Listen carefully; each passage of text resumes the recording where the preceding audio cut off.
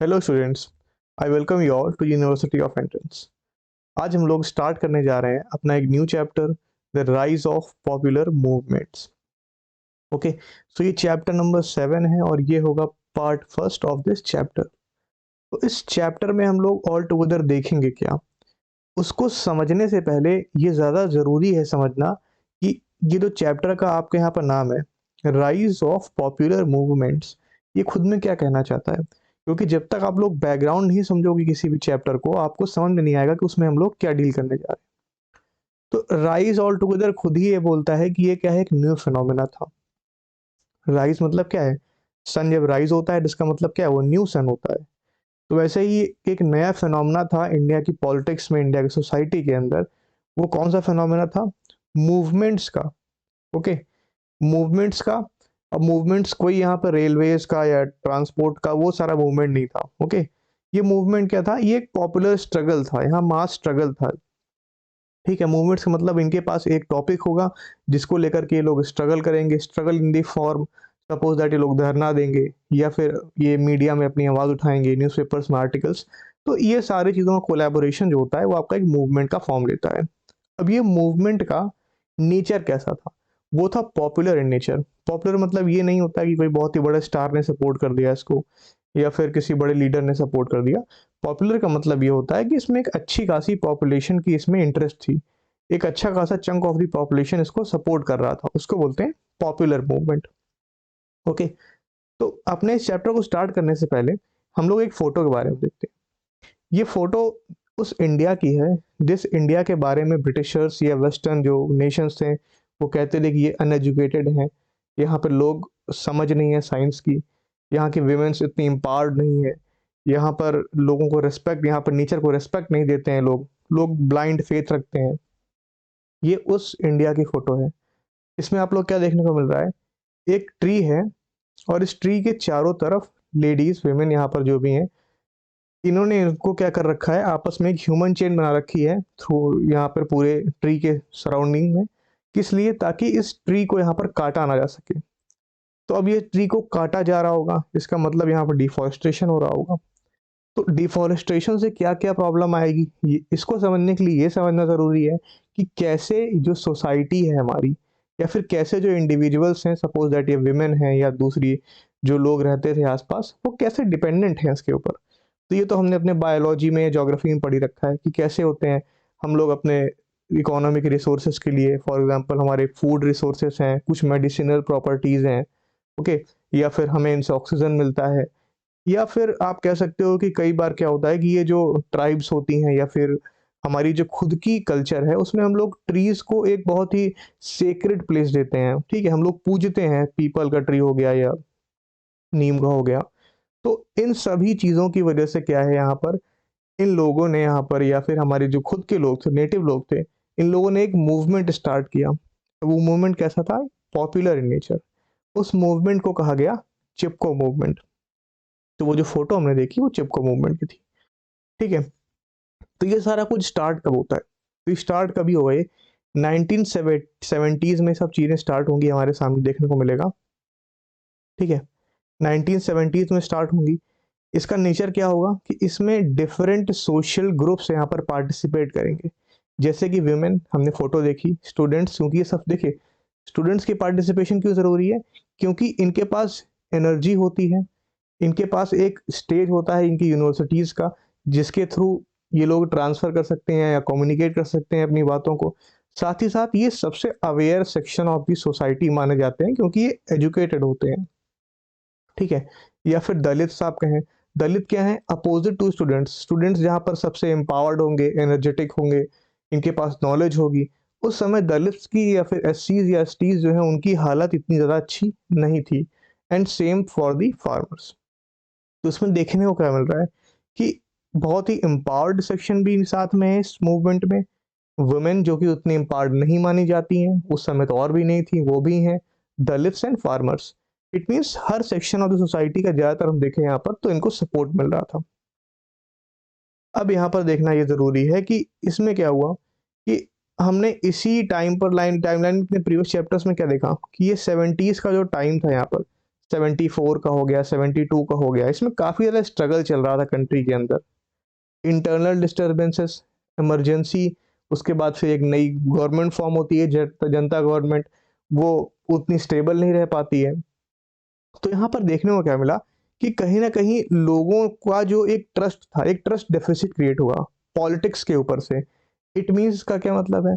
इसका मतलब है कि लोग पहले सोचते थे कि जो हमारे लीडर्स हैं, वो हमारी डिमांड्स को रिप्रेज़ेंट करेंगे इन दी पार्लियामेंट या फिर लेजिस्लेटिव असेंबली, और उन डिमांड्स को एड्रेस किया जाएगा, उसका सॉल्यूशन आएगा और चीज़ें स्मूथली चलती रहेंगी। बट क्योंकि इतना हौच-पौच हो गया ना इस टाइम पे 70s में, कि लोगों का ट्रस्ट उठ गया पॉलिटिक्स के ऊपर से। उन्हें लगने लगा कि यार जो हमारी डिमांड्स हैं, हमारे एड्रेसेस जो हम चाहते हैं, जो हमारी नीड्स हैं, उनको एड्रेस नहीं किया जा रहा है, या फिर गवर्नमेंट के पास इतनी पावर है ही नहीं कि वो एड्रेस कर पाएँ। तो इसकी वजह से क्या हुआ, वो सभी लोग साथ आते हैं, ठीक है? और हर सेक्शन ऑफ द सोसाइटी के अपने कुछ रीज़न्स रहे होंगे। जैसा हमने देखा था ना इमरजेंसी के टाइम के पहले, कि स्टूडेंट्स का अपना रीज़न था स्पेसिफिक, कि वहाँ पर उनको खाना नहीं अच्छा मिल रहा, कहीं पर फीस का है, हर जगह अलग-अलग। बट रिप्रेज़ेंट सबका यहाँ पर रिप्रेजेंटेशन हो रहा है, ठीक है? तो सबने अपना अलग-अलग बैनर बनाए और सब अपनी-अपनी ऑर्गनाइज़ेशन के थ्रू डिमांड सबने अपनी-अपनी रखी। और ऑल टुगेदर ये जो पूरा स्टूडेंट मूवमेंट था, ये नेचर से रिलेटेड जो मूवमेंट हमने देखा, चिपको मूवमेंट, इन सभी को मूवमेंट को मिला करके ये पॉपुलर मूवमेंट बनता है। और इसको हम लोग न्यू सोशल मूवमेंट्स भी कहते हैं। क्यों कहते हैं? क्योंकि ये जो फिनोमेना है ना, ये पहले कभी देखा नहीं गया इंडियन सोसाइटी में। इतना ज़्यादा प्रोनाउंस्ड नहीं था, अगर था भी तो बहुत ही छोटे लेवल पर ट्राइबल मूवमेंट्स वगैरह में था। इतना प्रोनाउंस्ड नहीं था, and specially after the independence of India बिल्कुल भी नहीं था इतना प्रोनाउंस्ड। अब इस चैप्टर में हम लोग क्या देखने वाले हैं कि पॉपुलर मूवमेंट्स क्या हैं, वो हमने देख लिया। कौन-कौन से सेक्शन ऑफ द सोसाइटी यहाँ पर मोबिलाइज़ हुई, वो भी हमने यहाँ पर देखा है। मतलब अपने अभी ओवरव्यू लिया है। ओके, इन डिटेल हम लोग आगे देखेंगे। और इन सभी जो मूवमेंट्स थे, इनका एजेंडा क्या था, या फिर हम कहें इनका मैकेनिज्म क्या था, ये कैसे क्रिएट हो रहे थे, इनके फंडामेंटल्स क्या थे। ओके, और इन्होंने जो पूरी डेमोक्रेसी है हमारे कंट्री की, इसमें इन्होंने क्या रोल प्ले किया। तो सबसे पहले यहाँ पर देखते हैं हम लोग क्या, चिपको मूवमेंट के बारे में, ठीक है?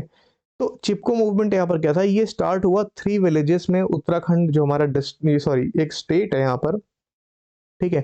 अ, इंडिया में, नॉर्थ इंडिया में आप लोग देखो, उत्तर प्रदेश से पहले जब ये मूवमेंट हो रहा था, उस समय ये उत्तर प्रदेश का ही पार्ट था। बट एट प्रेजेंट इसका बाइफर्केशन हो चुका है और ये उत्तराखंड एक अलग स्टेट बन चुका है। तो इसमें क्या था कि कुछ ट्रीज हैं यहाँ पर, ठीक है? ऐश ट्रीज बोलते हैं, यहाँ पर फोटो लगा रखी है मैंने आपके रेफरेंस के लिए। और इसको यहाँ पर डिफॉरेस्टेशन किया जा रहा था, ठीक है? तो जब इसका डिफॉरेस्टेशन हुआ, तब इसका रीज़न मैंने आप लोगों को पहले दे दिया कि कैसे यहाँ पर जो नेचर है, उसको हम लोग सिक्योर करके रखते हैं, चाहे उसको हम लोग प्रे करते हों, या फिर क्योंकि हमारी खुद की नीड्स जो हैं, डेली नीड्स है, फ्रूट्स की है, वेजिटेबल्स की, या फिर दूसरी आप लोग जैसे गाँव में देखते होंगे कि लकड़ियों के थ्रू वहाँ पर लोग आग जलाते हैं, चूल्हे में खाना बनाते हैं, तो वो सारी नीड्स जो हैं, जुड़ी हुई हैं नेचर के साथ हमारी। तो इन सभी रीज़न्स की वज़ह से क्या हुआ, जब डिफ़ॉरेस्टेशन हो रहा था स्पेसिफ़िकली इन ट्रीज़ का, तो फॉर कमर्शियल पर्पज़, ठीक है? तो वहाँ पर क्या किया, जो यहाँ पर विलेजर्स थे, इन्होंने प्रोटेस्ट किया इसके अगेंस्ट, ठीक है?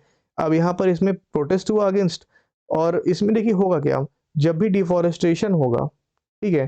तो कहीं न कहीं जो वहाँ की नेटिव पॉपुलेशन है, उनको ऐसा लगेगा कि ये हमारे नेचर, इट मीन्स जिनको हम प्रे करते हैं, उनकी रिस्पेक्ट नहीं हो रही है। साथ में ही हमारी इकोनॉमी कहीं न कहीं लॉस हो रहा है इसके साथ, और उनको ये भी लगता है कि हमारी जो एक पर्सनल स्फेयर है, उसके ऊपर इंक्रोचमेंट हो रहा है।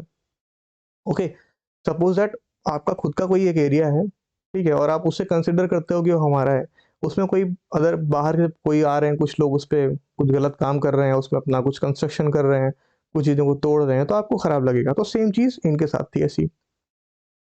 तो इसमें क्या हुआ कि यहाँ पर इन लोगों ने जो एक कॉन्ट्रैक्टर्स थे, ठीक है?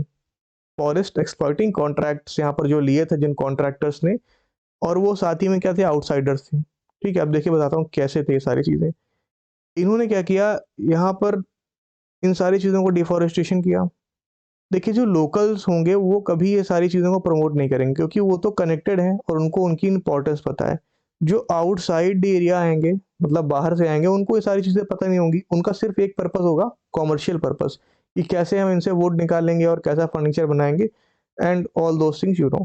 तो आउटसाइडर्स का इन लोगों ने यहाँ पर क्या किया, विरोध किया, और इनका कहना क्या था कि ये जो लोकल एरियाज हैं इस पर कम्युनिटी का एक इफेक्टिव कंट्रोल रहना चाहिए। It means in local areas में जो भी नेचुरल यहाँ पर प्रोडक्ट हैं, फॉरेस्ट है, ट्रीज हैं, plants, vegetable, all those things, उसके ऊपर नेचुरल रिसोर्सेज है, लैंड, वाटर, फॉरेस्ट, इनके ऊपर एक इफेक्टिव कंट्रोल रहना चाहिए कम्युनिटीज का। और अगर आप आज तक ना, जहाँ भी हमने ये सारे ट्रायल्स अपने किए हैं कि कैसे नेचर को प्रिजर्व किया जा सके, ये ज़्यादातर ट्रायल सक्सेसफुल वही हुए हैं जहाँ पर हमने लोकल जो कम्युनिटी है उनको कहीं ना कहीं यहाँ पर कॉन्फिडेंस में लिया है। इट मीन्स कंजर्वेशन जो भी है, नेचर का कंजर्वेशन है, चाहे वो ट्रीज का हो या फिर लैंड का हो या फिर आपका फॉरेस्ट हो या रिवर्स का हो, ये तभी पॉसिबल है जब लोकल कम्युनिटी का सपोर्ट मिले उसे। अदरवाइज जो लोग वहाँ रह रहे हैं वही सपोर्ट नहीं करेंगे तो चीज़ें वर्क नहीं करेंगी। ठीक है, तो एक छोटी सी चीज़ मैंने आपको बताई यहाँ पर। अब इसमें क्या हुआ, they wanted government to provide low cost materials to small industries and ensure development of the region without disturbing the ecological balance। ठीक है, तो अब यहाँ पर देखिए क्या है कि एक तरफ तो आपके पास इकोनॉमी है और दूसरी तरफ आपके पास क्या है, नेचर है। अब यहाँ पर हमने कॉन्सेप्ट पढ़ा है पहले से ही, बचपन से पढ़ते आ रहे हैं, सस्टेनेबल डेवलपमेंट का। ठीक है, हमने इसे कितने बड़े बड़े प्लेटफॉर्म्स पर, कहाँ कहाँ नहीं, यूएन में और पता नहीं कहाँ कहाँ हमने डिस्कस किया है वर्ल्ड लीडर्स ने, तो उसका कोई बहुत ज़्यादा परफेक्ट सोल्यूशन निकल करके नहीं आया। बट यहाँ पर आप देखिए कैसे एक रूरल सोसाइटी, उत्तराखंड की एक लोकल विलेजेस ये यहाँ पर बोल रहे हैं कि अगर आपको डेवलपमेंट करना भी है तो हमें इससे इशू नहीं है, बट इकोलॉजिकल बैलेंस होना चाहिए। इट मीन्स इकोनॉमी भी आगे बढ़े हमारी, और ये जो हमारा इकोलॉजिकल यहाँ पर जो हमारे ट्रीज हैं, जो प्लांट्स हैं, नेचर हैं, उसको भी इतना इफेक्ट ना हो कि वो डिग्रेड हो जाए। ठीक है, साथ में इसका क्या हुआ, देखिए जब भी कोई एक मूवमेंट स्टार्ट होता है ना, अच्छा कभी आपने देखा होगा कि पॉलिटिशियंस की रैली होती है, ठीक है, तो उसमें जो लोग जाते हैं वहाँ पर, ज़रूरी नहीं है कि वो सिर्फ वहाँ पर उस लीडर से इतना सपोर्ट करते हैं या फिर इतने इंस्पायर्ड हैं इसलिए वहाँ पर गए हों। होता क्या है कि वहाँ पर कई सारे लोग ऐसे होते हैं ना जो अपनी प्रॉब्लम्स लेके पहुँचे होते हैं। ठीक है, एक्स पर्सन है, उसकी प्रॉब्लम अपनी हो सकता है कि उसके लैंड की प्रॉब्लम हो, वाई पर्सन है उसकी बिजनेस की प्रॉब्लम हो अपनी, जेड पर्सन है उसकी अपनी पुलिस से कोई प्रॉब्लम हो।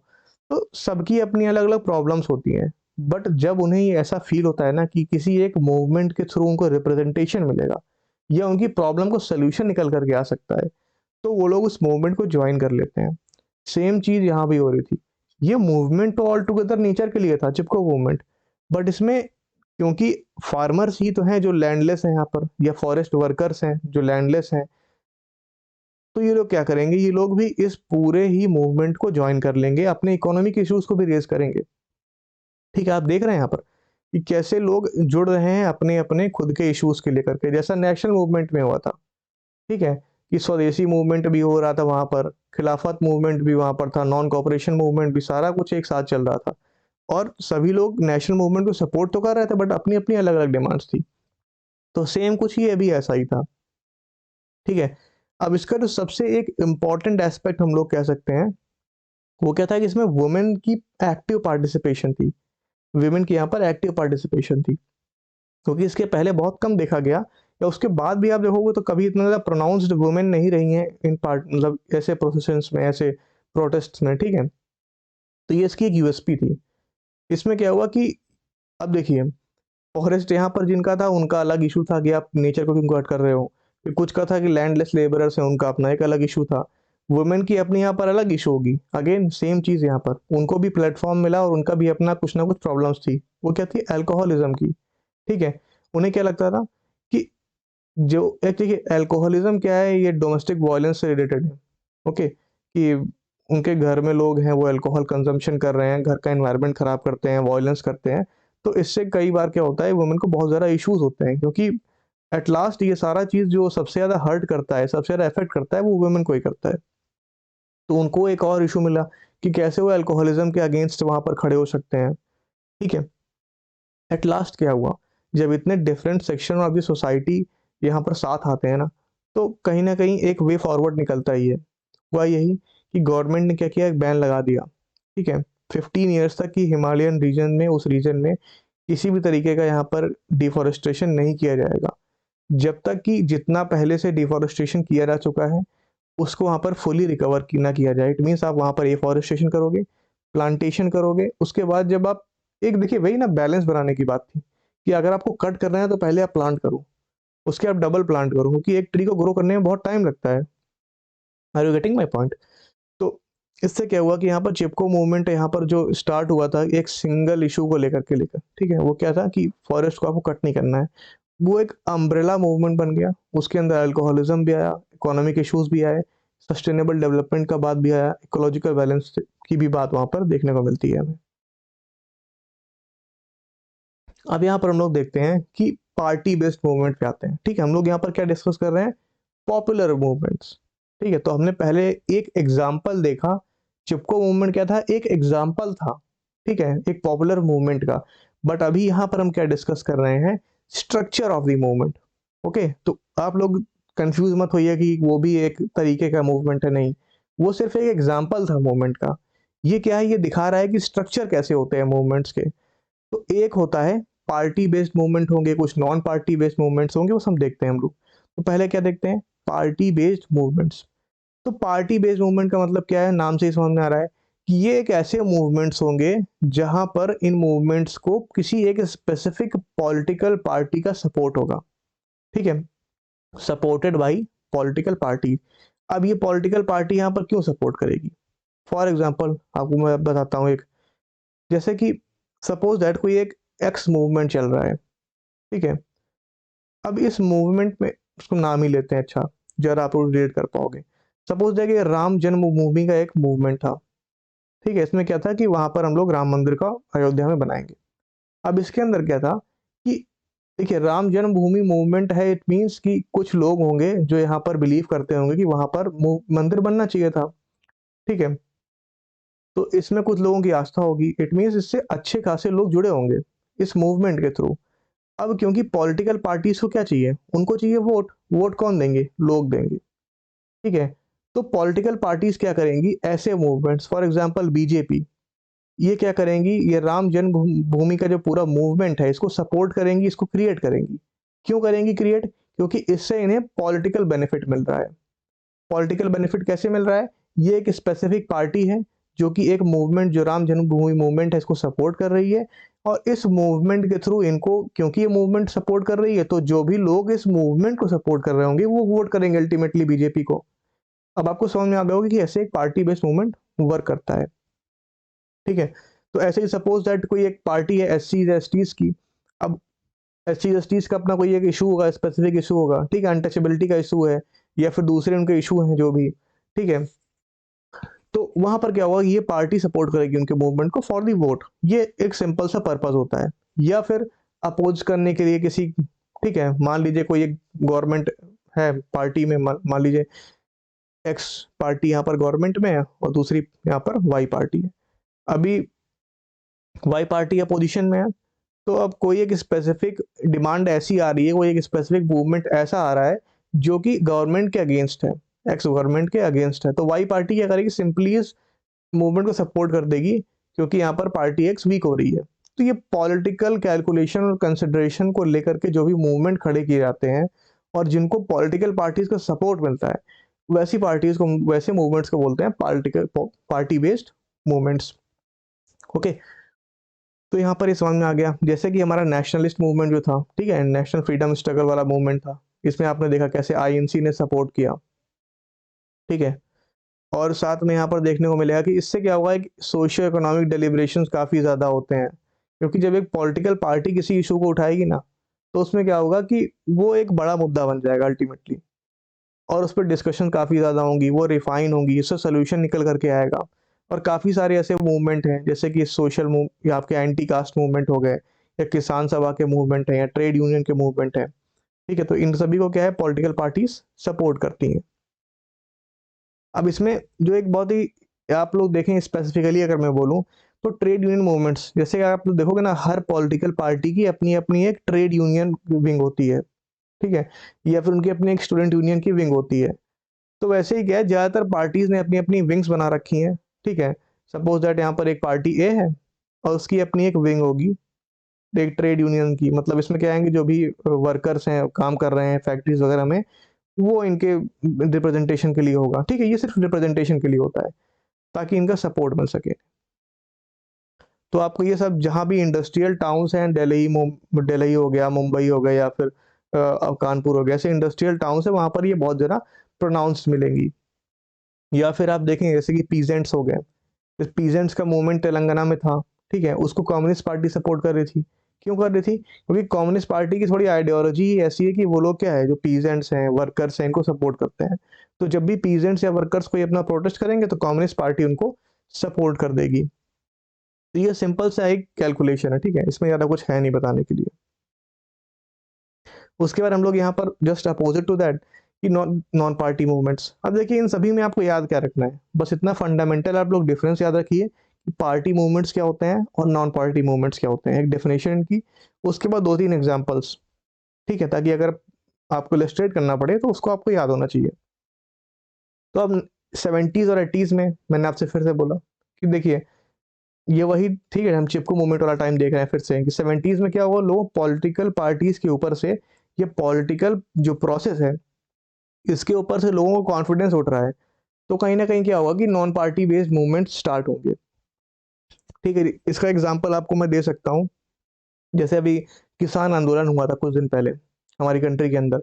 वो क्या था, वो एक नॉन पार्टी मूवमेंट था। क्यों? क्योंकि कोई भी एक स्पेसिफिक पॉलिटिकल पार्टीज को सपोर्ट नहीं कर रही थी, या फिर हो सकता है कि अपोजिशन जो पार्टीज थी वो उनको सपोर्ट कर रही हूँ, बट जो लीडरशिप थी या फिर कहें ये जो मेन चेहरे थे इन प्रोटेस्ट मूवमेंट के, उन्होंने कभी भी नहीं कहा कि उनकी किसी भी एक स्पेसिफिक पॉलिटिकल पार्टी के साथ अलायंस है।